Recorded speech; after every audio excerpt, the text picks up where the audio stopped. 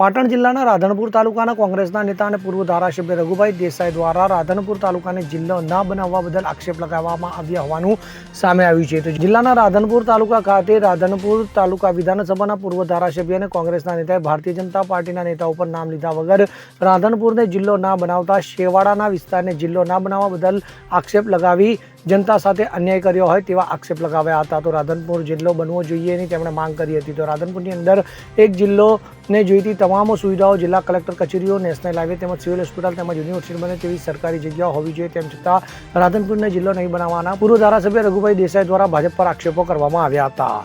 તો રાધનપુર જિલ્લો બને એવી ઘણી ઈચ્છા હતો, પરંતુ જિલ્લો બન્યો નથી. શું કહેવા માંગો?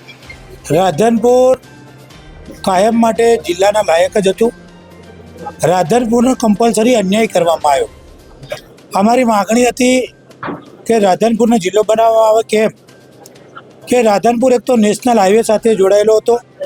રાધનપુરમાં રેલવે સ્ટેશન હતું. રાધનપુરમાં હોસ્પિટલની સારી સિવિલ હોસ્પિટલ બનાવવાની વ્યવસ્થાઓ હતી. સબ જેલ હતી.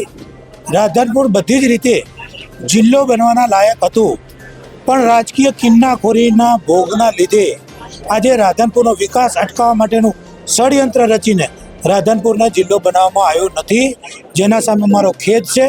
રાધનપુરની પ્રજા સાથે, રાધનપુરના વિસ્તારના લોકો સાથે આ હળહળતો અન્યાય છે.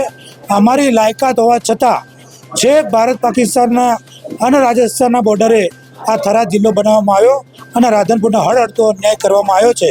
અને જેને આ અન્યાય કર્યો એ કોણ છે રાધનપુરની જનતા જાણે છે, અને ભવિષ્યમાં પણ રાધનપુરની જનતા એમને માફ નહીં કરે એનો મને પૂરો વિશ્વાસ. વસંત કડિયા સાથે CN24 ન્યૂઝ પાટણ. હવે જુઓ દેશ દુનિયાની તમામ ખબરો તમારી આંગળીના ટેરવે.